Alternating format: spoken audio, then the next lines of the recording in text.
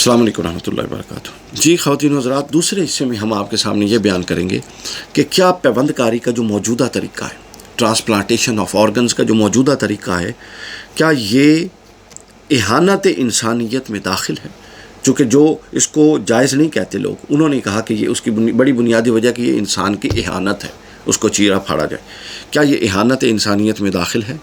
دوسرا یہ کہ کیا اسی کے ساتھ ایک جڑا ہوا سوال پیدا ہوگا کہ کیا ایک جان کے تحفظ کے لیے، ایک انسانی جان کے تحفظ کے لیے، ایک وہ جان، وہ انسان جو اب جس پر اب ٹیکنیکلی فقہی طور پہ انسان کا لفظ بھی اطلاق نہیں ہوتا اور وہ میت ہے، شرعی نقطہ نظر سے وہ میت ہے، اس کے اندر سے روح نکل گئی ہے، کیا اس کا جو احترام ہے اس کو جزوی طور پہ کمپرومائز کیا جا سکتا ہے اس کے تحفظ کے لیے، جو ایک پورا انسان ہے جس کے اندر روح ہے، جس کے اندر شعور ہے، یا نہیں کیا جا سکتا؟ یہ دو چیزیں کتنی حیرت کی بات ہے کہ ہم انسان کے احترام کا باب بیان کر رہی ہیں، اور اس انسان کے احترام اور انسان کی حرمت اور اس کو تذلیل سے بچانے کے لیے دلیل کیا پیش کر رہی ہیں کہ ایک جو زندہ انسان کھڑا ہے وہ مرتا ہے تو مر جائے، لیکن ایک ایسا وجود جس پر اب انسان کے لفظ کا اطلاق بھی نہیں ہوتا، اس کی اہانت نہیں ہونی چاہیے۔ کتنی کمزور بنیاد ہے،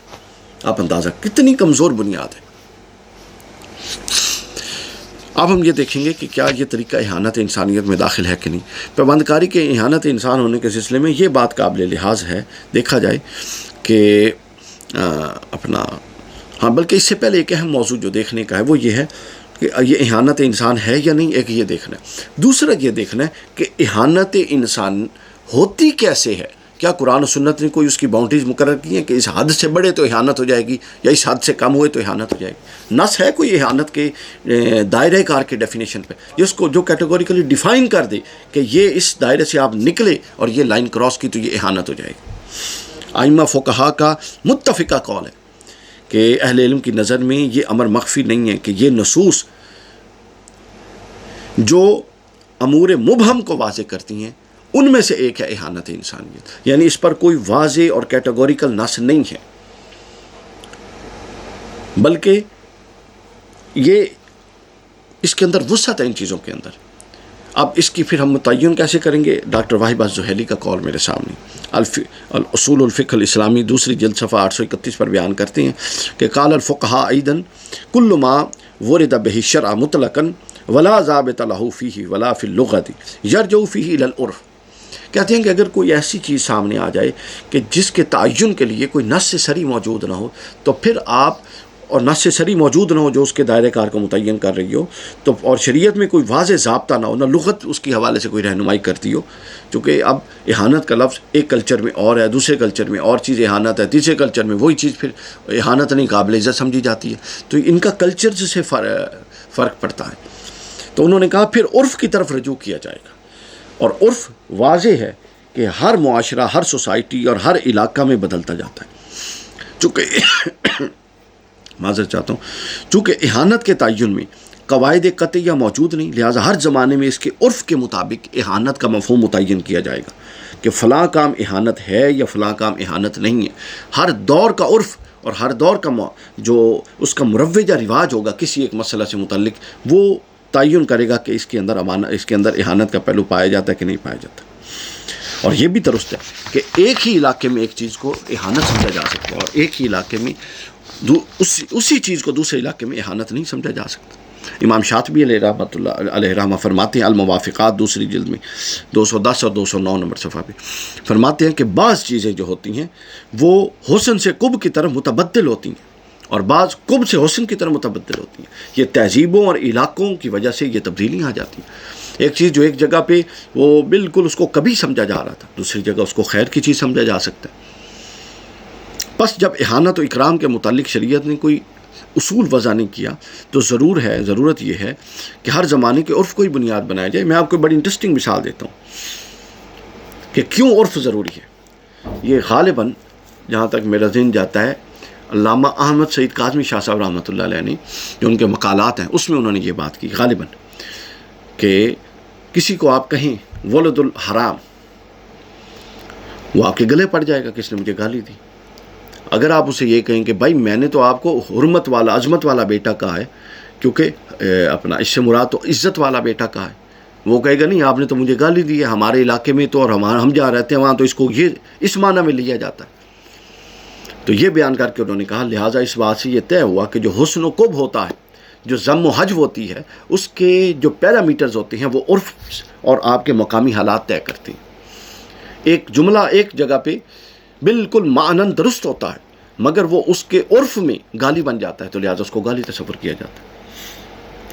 اس مثال سے آپ سمجھ گئے ہوں گے. اب آگے چلتے ہیں کہ لہٰذا ہر زمانے کا عرف اسی ہی کی روشنی میں اس کا تعین کیا جائے گا. فقہا نے انسانی اجزاء سے انتفاع کو جس دور میں منع کیا تھا، اب یہ اہم پوائنٹ، جس دور میں منع کیا تھا اس دور میں انسانی اعضاء سے انتفاع کو بالیقین اہانت انسانیت کہا جا سکتا تھا.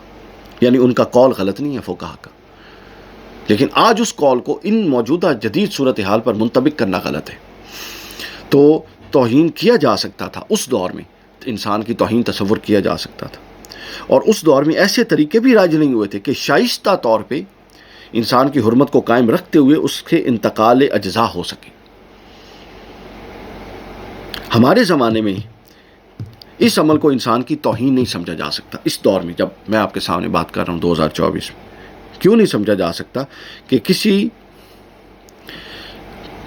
کوئی شخص اگر کسی کو اپنا کوئی عضو دے دیتا ہے تو کیا آپ دیکھیے عرف میں اس سے متعلق تذلیل اور اہانت کا پہلو رائج ہوتا ہے اور سمجھا جاتا ہے، یا عزت و اکرام کا پہلو سمجھا جاتا ہے.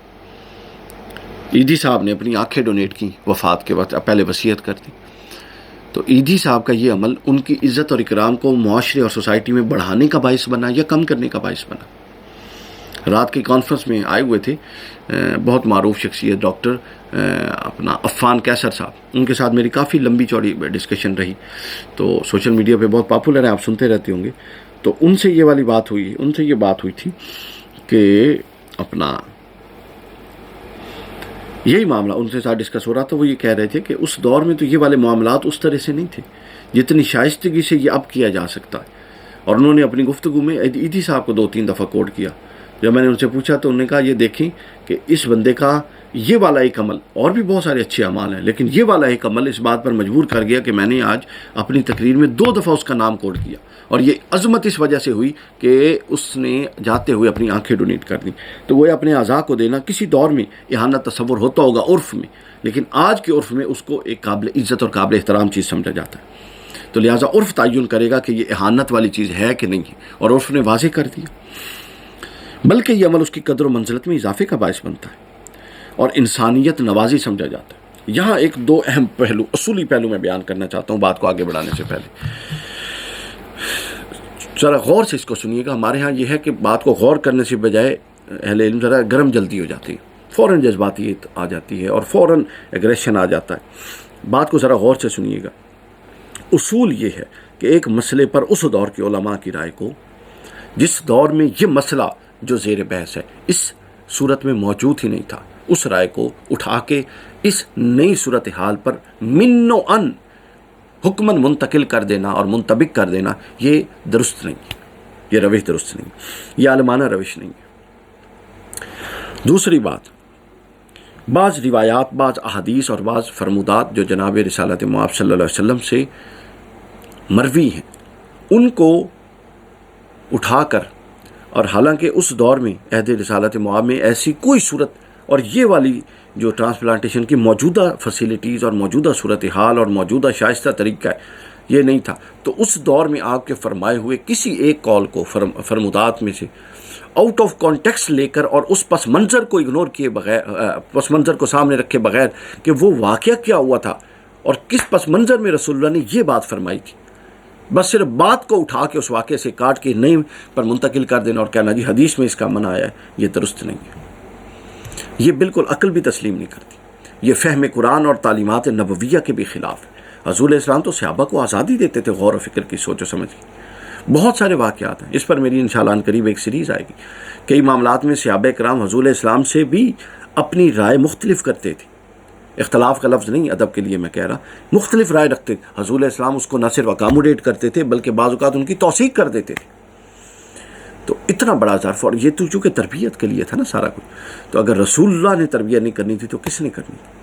تو لہٰذا رسول اللہ صلی اللہ علیہ وسلم کے کسی ایک حکم کو اٹھا کے جو اس دور میں اس زمانوں کے تقاضوں کے مطابق ہے اس پر لگا دینا یہ ظلم ہے، یہ درست نہیں ہے۔ انسانی اجزاء کا ایسا استعمال بھی ہو سکتا ہے جو ملتزم اہانت نہ ہو۔ بہت سارے کفایت المفتی جلد 9 صفحہ نمبر 143 کے اندر موجود ہے ساری بات، کہ اب ایسے طریقے دریافت ہو چکے ہیں کہ جس سے اہانت نہ ہو تو یہ بضرورت اس کا استعمال جائز ہے، یہ سب کچھ کیا جا سکتا ہے۔ چونکہ موجودہ زمانے میں انسانی اجزاء انسانی سے انتفاع کے لیے جو طریقے ایجاد ہوئے ہیں وہ کسی بھی طور ان کو ملتزم اہانت نہیں کہا جا سکتا۔ وہ پبلکلی مسئلہ کرتے تھے، جا کے اعضاء کاٹتے تھے، یہ ایک آپریشن تھیٹر ہوتا ہے، ایکسپرٹس ہوتے ہیں، پورا اہتمام کیا جاتا ہے، باقاعدہ وہ اپنا اعضاء صاف ستھرے اعضاء ہوتے ہیں، یہ ڈاکٹرز ہوتے ہیں، یعنی کوئی عام بندہ نہیں ہے جو چیر پھاڑ کر، پھر وہ مخصوص جگہ سے مخصوص چیز کو نکالتے ہیں، پھر یہ اس کو سی دیتے ہیں، بند کر دیتے ہیں۔ یعنی آپ یہ دیکھیں کہ اس کے اندر کتنے پروسیجرز انوالو ہیں۔ تو لہٰذا کسی بھی طور پہ یہ جو موجودہ دور میں چیز ہے، کیا کہتے ہیں، ٹرانسپلانٹیشن، اس کو اہانت انسانیت نہیں سمجھا جا سکتا۔ اور اسی حوالے سے ایک چیز پر دیکھیں نا، وقت کے ساتھ ساتھ اتفاق تو ہوتا جا رہا ہے، لیکن ہمارے ہاں چونکہ اکثریت، ناراض نہیں ہو جایا کریں ہر بات پہ، ہمارے اکثریت چونکہ جو علماء کرام ہیں ان میں عصری تعلیم کا رجحان نہیں ہے، وہ جدید علوم پڑھے لکھے نہیں ہیں، کامرس ہے، سائنس ہے، میتھ ہے، فزکس ہے۔ چونکہ قرآن اور اسلامی فقہ کو آپ ان سے کاٹ کے اگر سمجھیں گے تو آپ 200 سال پیچھے کھڑے ہو کے سمجھیں گے۔